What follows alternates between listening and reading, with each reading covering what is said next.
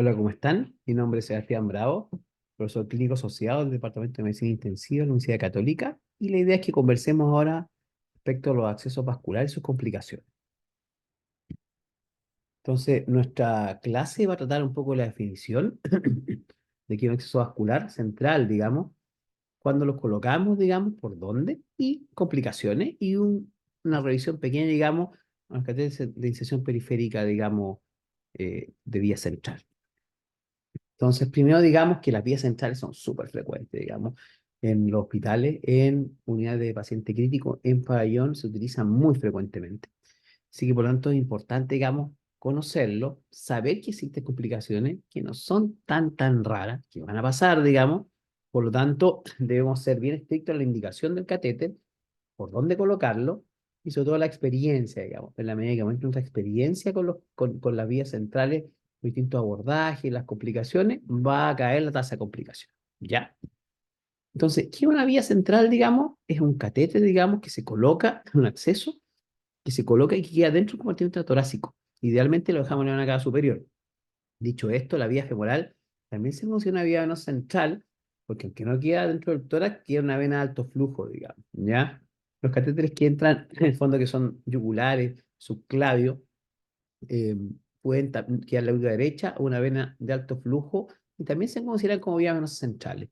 Pero para mediciones, digamos, de presiones, por ejemplo, o mediciones de gases, vamos a querer que nos quede la vena cava superior para tomar, digamos, gases no central o medir presión no central, digamos, en forma adecuada. ¿Para qué colocamos catéteres? ¿Cuáles son las indicaciones? Hay varias, digamos, para monitoreo, como les mencioné recién, presión central, presión arterial pulmonar, un catéter de arteria pulmonar o Swan-Ganz, para infusiones múltiples. En cuidado intensivo, el paciente respetan con 10 indicaciones, diferentes fármacos, y, digamos, las vías periféricas no alcanzan, digamos, o pacientes que tienen malas vías periféricas, que tenemos un teflón 22 por ahí, digamos, y tenemos que colocarle 5, 4 o 5 cosas, vamos a tener que colocar una vía central cuando lo que infundimos no puede colocarse vía periférica, digamos, vasoactivo, algunos antimicrobianos, digamos, solución parenteral, quimioterapia, o para algunos procedimientos específicos, terapia en el personal, marcapaso, ECMO, para hacer los tips, digamos, por ejemplo, uno debe ingresar por una vía central. ¿Por dónde entramos? Ingresamos a la circulación central, puede ser por la yugular interna, la externa, que la mención, la va a mencionar, lo utilizamos poco, o se puede utilizar, la vía subclavia femoral y venas periféricas en los catéteres, digamos, central y incisor periférica, ya que les voy a tocar al final. Estos catéteres son catéteres, digamos, de poliuretano o de silicona y utilizamos la técnica de Seldinger para su colocación, ¿ya?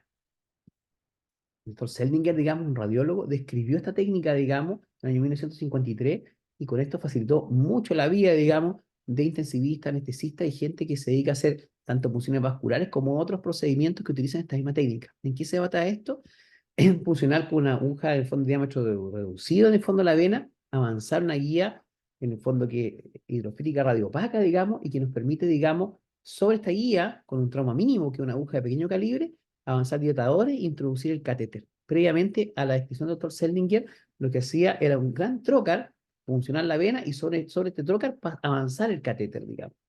Si teníamos éxito, ya había sangrado, embolía aérea, complicaciones, pero cuando no se lograba el éxito a la primera, se provocaban grandes hematomas en la zona cervical, en la zona femoral, por lo tanto, hacían de este procedimiento bastante cruento y la técnica de Seldinger ayudó un montón, tanto para las funciones vasculares como otros procedimientos de medicina intervencional. Vamos a los accesos, digamos. El subclavio es un acceso, digamos, de uso bastante frecuente, en que tiene ventajas el hecho, digamos, de pocas infecciones, limpio, cómodo para la enfermedad del paciente, desventajas con infecciones mecánicas neumotórax. Dicho todo esto, sumando y restando, probablemente sea uno de los accesos favoritos en cuidado intensivo, ¿ya? En la medida que uno aumenta la preparación, la expertise, la tasa de complicaciones baja a mucho menos del 1%. Cuando uno está partiendo y tiene menos expertise, claro, tiene más riesgo de hacer tanto como un 3 a 5%, digamos, que es súper harto, pero en la medida que uno va aprendiendo, y la modificación del subclavio con la vía axilar bajo ecografía hace que esta complicación sea menos frecuente en el neumotórax, ¿ya?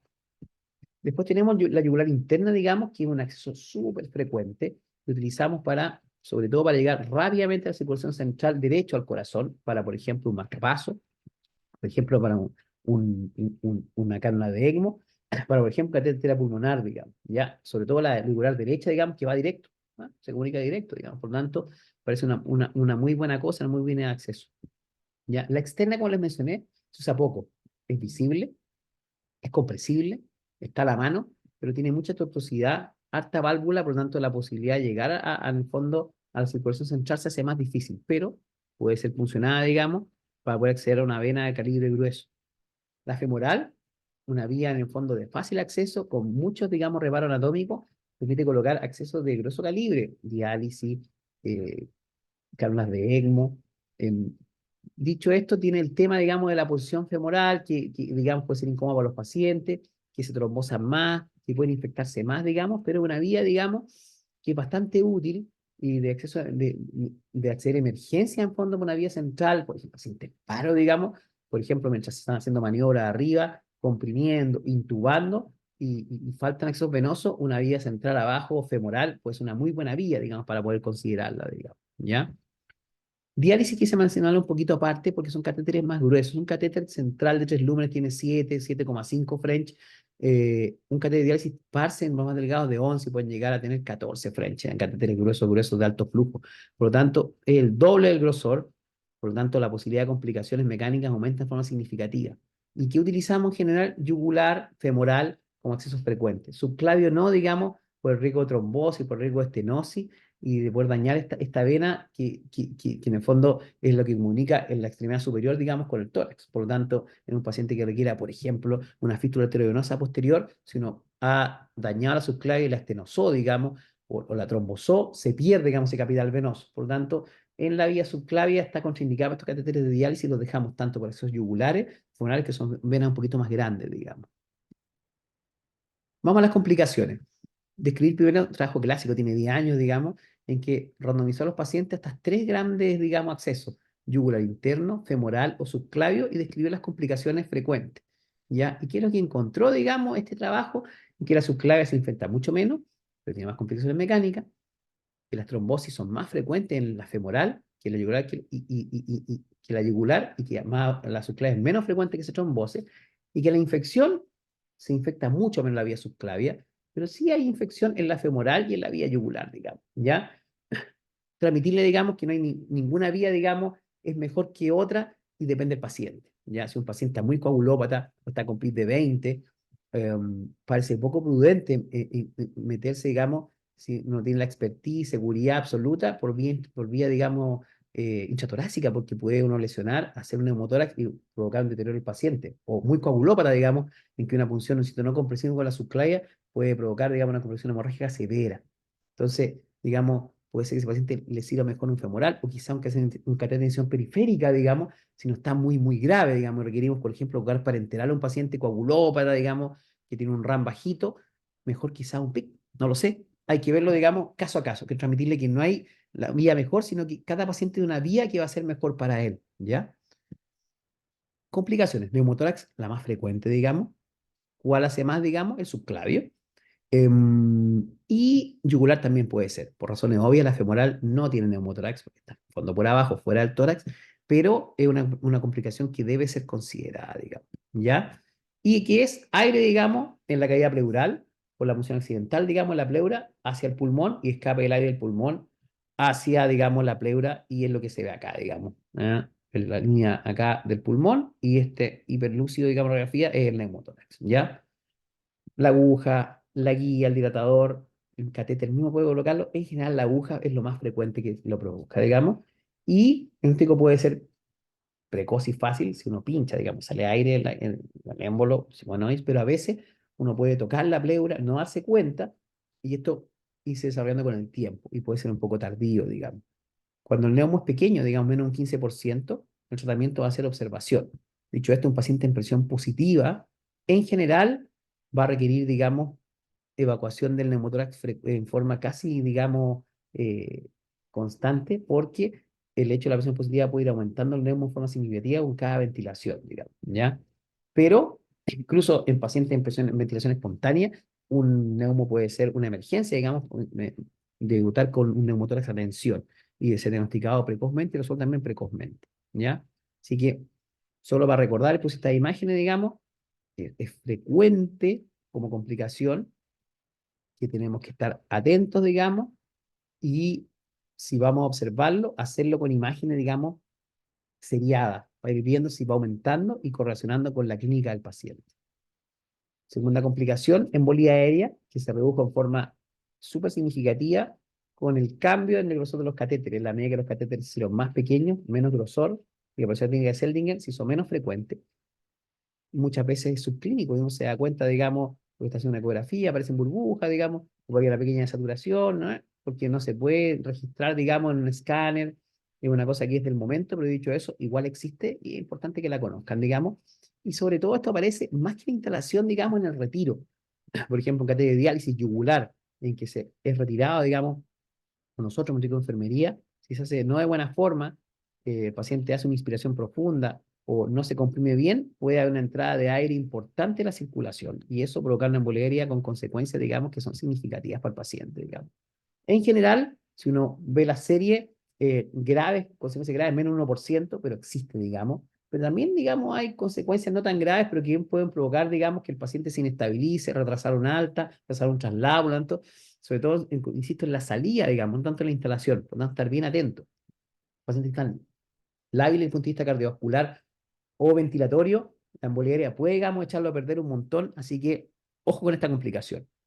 ¿Ya? Otra cosa importante, que también no es tan frecuente, pero puede ser, que sucede a pacientes que tienen un chan de derecha-izquierda, este aire, digamos, puede pasar a circulación sistémica, provocar, digamos, infartos a nivel cerebral, a nivel medular, a nivel, digamos, de diferentes órganos, hígado, riñones, vasos, etcétera, etcétera. Por lo tanto, puede, digamos, tener una connotación mayor aún que solo el hecho de compromiso hemodinámico, de saturación en pacientes que tienen estos chan, digamos, de derecha-izquierda, que no son tan raros, digamos, como uno pudiese llegar a pensar, ¿ya?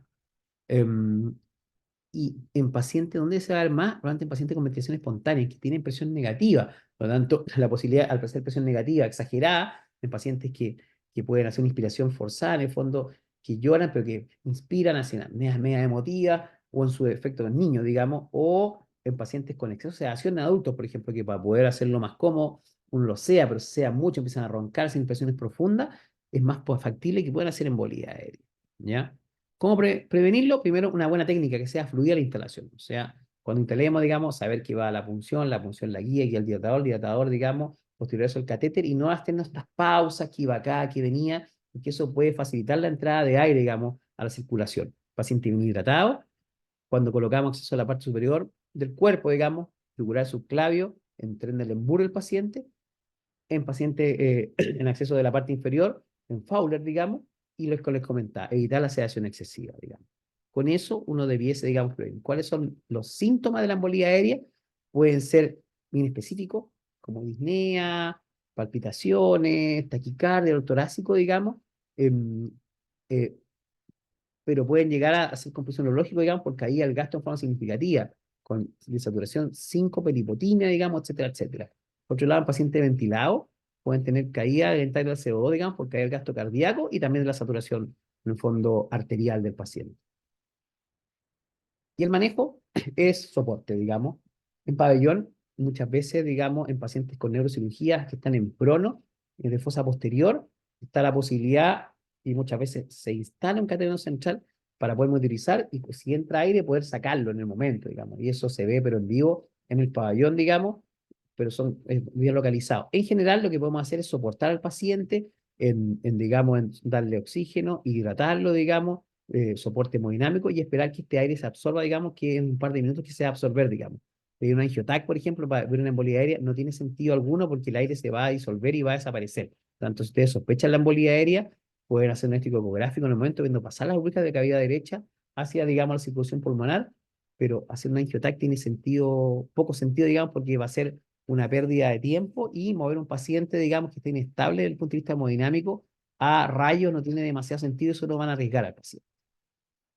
Vamos, digamos, a la siguiente complicación, que es la punción arterial, y esto lo voy a repetir varias veces, se ha disminuido mucho con el uso de ultrasonido, ecografía, ¿ya? Con eso, digamos, ha bajado el riesgo de esta complicación, ¿ya? Aparece en quienes es más frecuente, en operadores más inexpertos y en pacientes pequeños, digamos, o con alteraciones anatómicas, que está todo más junto, digamos, venas y arterias, hace más posible funcionar, digamos, las arterias. Pero con el hecho de poder mirar con la ecografía, digamos, dónde está funcionando, se reduce mucho, digamos, la complicación. Previo a la ecografía era tan frecuente como un 10% en algunas series y ahora está reducido, digamos, a menos cerca del 1%, digamos. Así que hemos ganado mucho con el uso de ultrasonografía, ¿ya? Las consecuencias pueden ser muy graves, incluso fatales para los pacientes, digamos, sobre todo en pacientes coagulópatas, en que tienen un hematoma, digamos, en la zona cervical de expansión rápida, compresión de la vía aérea, por lo tanto, digamos, puede ser muy serio. Funciones femorales pueden sangrarse al retroperitoneo, por ejemplo, también puede ser isquemia, digamos, de la extremidad, así que no es una cosa menor, digamos, la punción de la arteria. ¿Cómo prevenirlo? Ultrasonografía, ultrasonografía, ultrasonografía. Conocer la técnica, ser prudente, digamos. En el caso que nos llega a pasar la punción arterial, eh, importante, digamos, eh, poder comprimir en el fondo la zona. Y si no tenemos ultrasonografía, bueno, utilizar agujas pequeñas para poder, una aguja de búsqueda, digamos, para intentar, digamos, ubicar la vena y funcionar, en un fondo, tener esa guía para poder funcionar, digamos, que sea más sencillo, ¿ya? Como les mencionaba recién, si llegamos a funcionar, digamos, digamos, con una aguja, hay que detener el procedimiento y comprimir la arteria por lo menos por 5 minutos. Dicho eso, si esto, digamos, no hay hematoma, el paciente sigue estable, no pudiese anular el procedimiento. Si pasa lo contrario, sigue aumento de volumen, el paciente se inestabiliza, hay que detener el procedimiento y vigilar al paciente, incluso avisar, digamos, eventualmente a cirugía, por si requiere una resolución quirúrgica, digamos, esta complicación. Em, Vigilarlos, digamos, sobre todo en pacientes coagulópatas con trombocitopenia, coagulopatía severa, hepatópatas, digamos, cirróticos, pacientes con PTI, con un PTT, digamos, en que tienen una función arterial, deben ser vigilados, digamos, o funciones múltiples de repente que se hacen, hay que estar muy atentos, dejar consignado en la ficha y consignado al equipo que sigue, digamos, el turno, que hay que vigilar a este paciente porque puede tener una complicación en el mediano plazo, digamos, así que estar atento con eso. Y para terminar, los catéteres centrales de inserción periférica o PIC. Eh, la gracia de estos catéteres, digamos, que uno funciona en esta zona en que una punción, digamos, con algún tipo de complicación tiene poca, digamos, consecuencia para el paciente y poca consecuencia para uno como operador, ¿ya? Son catéteres largos y delgados, digamos, de 4 French, los más gruesos, digamos, 5, máximo, digamos, versus la mitad, un catéter de 7,5 u 8 que tiene un catéter central, entonces, la mitad, pero muy largo por lo mismo, digamos. Y ahí la complicación, que les voy a adelantar, digamos, la trombosis venosa profunda, que es mucho más frecuente en estos tipos de catéteres. Uno se introduce y avanza el catéter, digamos, por vías periféricas, a través de una guía larga, y logra quedar en la circulación central, tal como si fuera un subclavio o hubiera sido, digamos, un yugular. Pero, digamos, por esta vena, digamos, por la cefálica o por la basílica, digamos, ¿ya? Eso lo hace muy atractivo desde el punto de vista de complicaciones, pero complicaciones mecánicas, digamos, neumotoras, funciones arteriales, pero lo hace, digamos, también entrar en un rango de mayor posibilidad de trombosis venosa profunda que hay que considerarlo para cierto tipo de pacientes, digamos, que tienen trombofilia o pacientes, digamos, en que se trombosa, digamos, la vena, puede ser una muy mala cosa para alternativas para el futuro, digamos, ¿ya?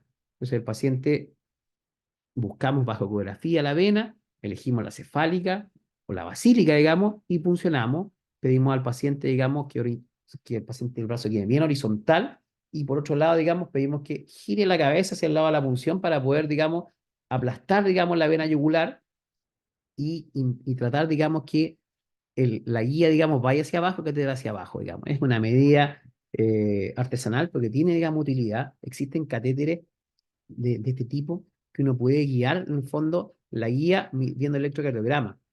Efectivamente, en el fondo, a través del electrocardiograma, conectado a la guía, ver que efectivamente está conduciendo, que estamos cerca del corazón y estar así seguro que está hacia abajo, digamos. Pero no todos se cuentan con este sistema, por lo tanto, es un poco a ciega y está la posibilidad que guíe hacia la yugular, digamos. Con este procedimiento que les cuento, uno baja un poco esa posibilidad.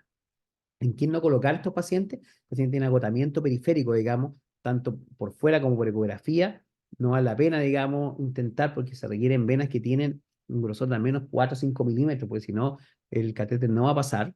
Por otro lado, pacientes con falla renal crónica, en que una trombosis puede perjudicar, digamos, el uso para, por ejemplo, fístula en el futuro, y pacientes que tienen facilidad de trombosar. trombofilias con trombosis antigua por el riesgo aumentado de trombosis en esos catéteres de 10%, 3, 4 veces más que un catéter venoso central convencional. ¿Ya? En pacientes de difícil función, considerar hacerlos con bajo rayo directo, con operador ecográfico experto, etcétera, etcétera. ¿Ya? Aquí la visión de un PIC como queda, digamos, se fijan, queda, digamos, puesto en el brazo y es mucho más cómodo para los pacientes. Porque hay un paciente que van a mandar a domicilio para completar tratamiento antibiótico en endocarditis, digamos, que completar 10 días más con vancomicina, estoy inventando, digamos, es una muy buena solución versus que se queden en el hospital, pero con los cuidados adecuados. Eso es, digamos, muchas gracias y nos vemos en otro momento.